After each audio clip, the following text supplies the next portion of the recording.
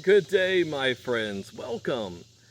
Today, we're continuing our discussion about ghosts and spirits. And today, I want to talk to you about doppelgangers.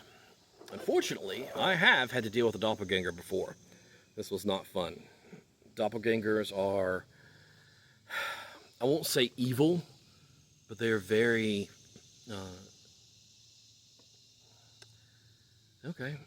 they can be very evil. They want something from you. They want you. They want to take your place. And they do that by tricking your friends and your family that they are you. A long time ago, my wife and I lived in a place that was very, very haunted. We had portals in the house where the spirits of dead were walking in and out all the time.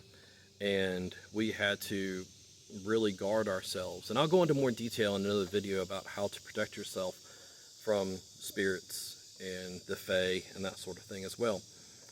But one particular night, my wife was out walking our little dog, and all of a sudden she burst back into the door and screamed at me, "Were you outside?" And of course I said, "No, I've been right here." And she said, "I just saw you outside, except you were very dark, very black. I could barely see your features."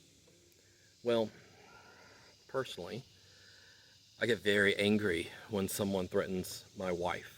And so I gathered up some sea salt and I went outside and I went to the spot that she was pointing out to the side of our house.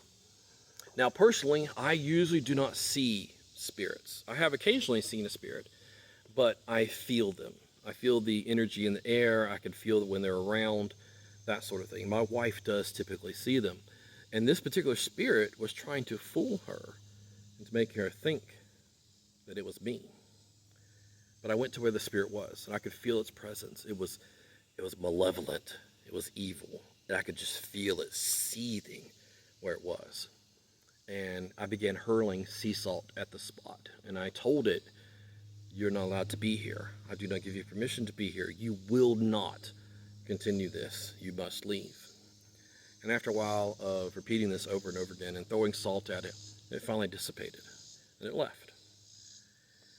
It's a very dangerous thing to approach a spirit straight on like that.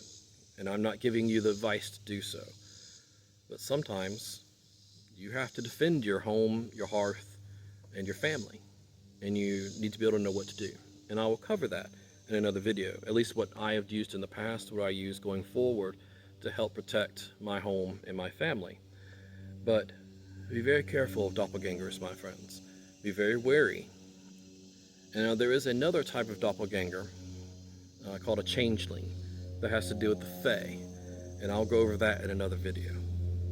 Stay safe, my friends, and I hope you have a wonderful day.